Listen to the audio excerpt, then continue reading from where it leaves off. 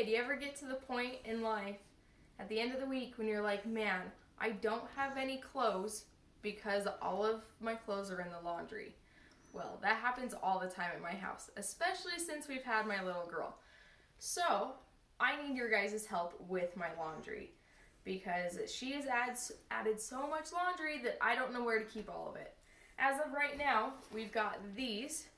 One of them is broken, so I'm wondering, do I get another one of these? Or do I get more laundry baskets like this? So my question is, which one is going to hold more clothes?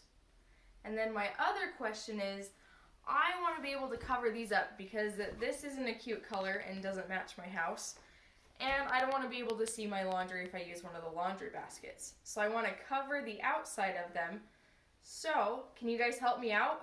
Which one is going to hold more and which one's going to cost less to cover with fabric?